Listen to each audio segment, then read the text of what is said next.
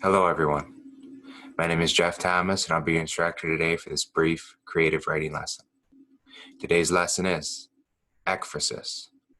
We'll be discussing the ancient Greek practice of ekphrasis, what it is, what it means, and how we can use it for our own creative writing. All right, let's get to work. All right, let's get into the slides here. Ekphrasis, art and creative writing. So, what is ekphrasis? Well, ekphrasis is art produced as a rhetorical exercise, typically a vivid description of a visual work of art. So rhetorical, right? What does rhetorical mean? Well, root word of rhetorical is rhetoric. Rhetoric is the art of persuasion. Along with grammar and logic, it's one of the three ancient arts of discourse, right? So what does discourse mean? Discourse means discussion, right? Means an exchange of ideas, right? So with rhetoric, as you guys have probably heard in your studies, when you study English, you're studying writing and rhetoric, right? Rhetoric is our ability to inform, persuade, or motivate others as creative writers. So, where did ekphrasis come from? Well, it's a Greek exercise. Ekphrasis, or ekphrastic, right? It was a thing that Greeks would do. Much of Greek art started in the oral tradition, right? Storytelling. They're talking about their mythology. They're talking about the gods. They're describing these grand scenes, right? So then you have the visual artists that come in and they listen to the oral traditions like poetry. And what are they doing? They're making sculptures. They're making paintings, right? They're bringing these scenes into visual art, right? So once that happens, you have the response from the writers, from the poets, the rhetorical exercise, ekphrasis, right? So that's what ekphrasis is. That's its roots, origins. That's what it means. So a couple notes about ancient Greece, right? We talk about ancient Greece a lot. Pretty much everybody here in America, I'm sure, has some idea who like Hercules is or who Zeus is, right? At the very least. Well, ancient Greece was very important to the Western world, right? They brought philosophy in, okay? They were the first ones that started to ask questions about how we were doing things, why we were doing things, right? They expanded there, right? With Greek mythology, right? Authors like Homer, Hesiod, just to name a few. These are very important to how our storytelling is done. They had a huge influence on our creative writing. They had a huge influence on Western literature, right? Something like Homer's The Odyssey, the story of this guy going out on this journey. All he wants to do is return home, right? After this long, arduous war that he gets involved with, he's trying to return home.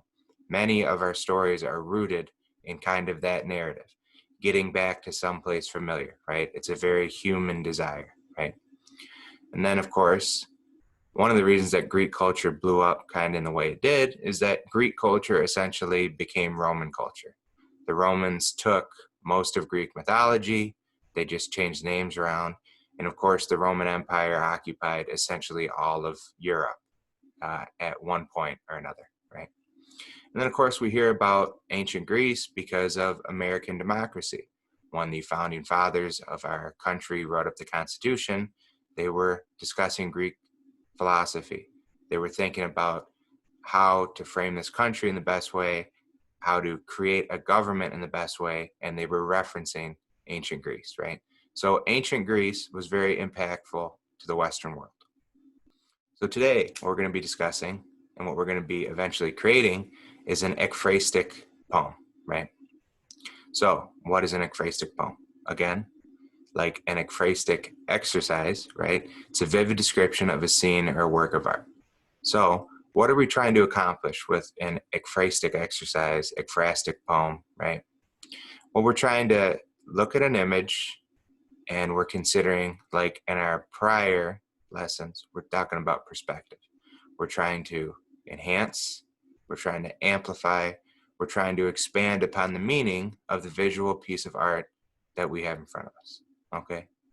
So we're gonna go ahead and take a look at a very famous work of art, the Landscape of the Fall of Icarus, and we're going to take a look at a couple examples of ekphrastic poetry that came from that painting.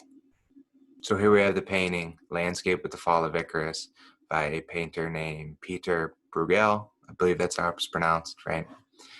I've tried to zoom in for you guys. I've tried to enhance this as much as possible. If it's a little blurry on your computer, you can Google search Landscape with the Fall of Icarus and maybe get a higher definition look here, right? So in Greek mythology, who was Icarus? Well, Icarus was the guy who flew too close to the sun, right? So Icarus, son of a famous Greek inventor, Daedalus, the guy who came up with the labyrinth where the Minotaur was. Okay, they're trying to escape a Greek city, Crete. Okay, so they come up with these flying machines. Well, Icarus's father says, be careful, don't go too high because the wings are made out of wax and they're melt. Well, Icarus gets carried away, he goes too high, he melts, right? This is a common story still today in our society. It's an example of like hubris, right? Don't push your limitations too far, right? There's consequences to our action. Listen to what other people tell you, right? Be careful, right? So that's what it is. So when we look at this painting, what are the things that stand out to us, right? At first glance, what sticks out? Well, probably this guy here with his plow, with his mule, working up the fields, right? So from there, maybe we go down to here. We have what appears to be a shepherd and his dog herding up the sheep, right? Perhaps we go to this big boat coming into what looks like a port area in the background. We have this little island with a cave, it looks like some type of structure there perhaps. We got some more boats. We look at all these things, and then maybe we come down to this area and we see this protruding out of the water, right?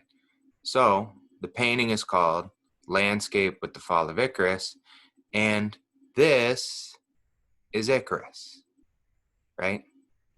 So all this other stuff we're seeing put front and center, and then way down here, you got to kind of squint, you got to kind of look hard. You can see that this is Icarus toppled into the water, right? Drowning, right? So next to Icarus, we've got, looks like some fishermen down here catching some fish, We've got some more stuff out here. Looks like some mountains up here, right? So all this other stuff, and then the thing that's kind of the subject, this great piece of Greek mythology, the Fall of Icarus, is featured right down here, right? So that's the painting. Let's take a look at what William Carlos Williams and W.H. Auden had to say about the painting. All right, so the first poem we're going to look at is Musée des Beaux-Arts, right, by W.H. Auden. I hope that's how it's pronounced. I don't know. I could be wrong, but I think it's Musée des Beaux-Arts, right? So let's do a reading. Musée des Beaux-Arts. About suffering, they were never wrong. The old masters, how well they understood its human position, how it takes place, while someone else is eating or opening a window or just walking dully along. How when the aged are reverently, passionately waiting for the miraculous birth, there always must be children who did not specially want it to happen, skating on a pond at the edge of the wood. They never forgot that even the dreadful martyrdom must run its course, anyhow in a corner, some untidy spot, where the dogs go on with their doggy life and the torturous horse scratches its innocent behind on a tree. In Bruegel's Icarus, for instance, how everything turns away quite leisurely from the disaster. The plowman may have heard the splash, the forsaken cry, but for him it was not an important failure. The sun shone as it had to on the white legs disappearing into the green water, and the expensive delicate ship that must have seen something amazing, a boy falling out of the sky, had somewhere to get to and sailed calmly on. So, like I said, we get W.H. Auden here in his ekphrastic poem. He's commenting on the painting and what he believes the artist in the painting is trying to get across, right? So with Icarus, like we saw in the painting, Icarus's leg is sticking out of the water. he says, everything turns away. It doesn't matter that this guy just fell out of the sky to these people. They've got fields to take care of, right? They can't be worried about this, quote, forsaken cry, right? So that's Musée des Beaux-Arts by W.H. Auden. Let's go ahead and take a look at the next poem. So for our next poem, we have Landscape with the Fall of Icarus by William Carlos Williams. So a little bit easier title, right? I've got this one under control, right? So let's do a reading. Landscape with the Fall of Icarus. According to Bruegel, when Icarus fell, it was spring. A farmer was plowing his field. The whole pageantry of the year was awake, tingling near. The edge of the sea, concerned with itself, sweating in the sun that melted the wing's wax. Unsignificantly off the coast there was a splash, quite unnoticed. This was Icarus drowning, right? So here we have another ekphrastic poem. It's addressing Bruegel's famous painting, right? And it's the same thing. So we're commenting on what Bruegel was saying, right? The farmer's plowing the field. He can't be concerned with the pageantry of wings melting, a man plunging into the sea. It's unsignificant, right? The splash is unnoticed. Icarus is drowning, goes unnoticed because other people have got stuff to do, right? So that was Landscape with the Fall of Icarus by William Carlos Williams. So our activity for this week, we're going to write our own short piece of ekphrasis in response to Landscape with the Fall of Icarus, right? So the painting that we just looked at by Peter Bruegel, we're going to take a look at that. We're going to try to find our own meaning, right? So with W.H. Auden, with William Carlos Williams, they're commenting on what they perceive to be the meaning of the painting. They think the commentary is what is important to the average person, to the world, is the task at hand. The plowing of the fields, the fishing on the coast, the shepherding of the herd of sheep, right? It's not some guy falling out of the sky. They don't have time for that. So that was their interpretation of it, right?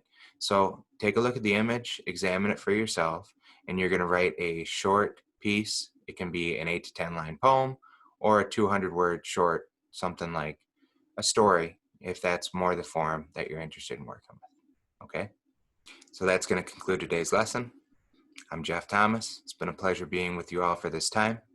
Remember to do our activity where we write our own piece of ekphrasis in response to Peter Bruegel's Landscape with the Fall of Icarus, right?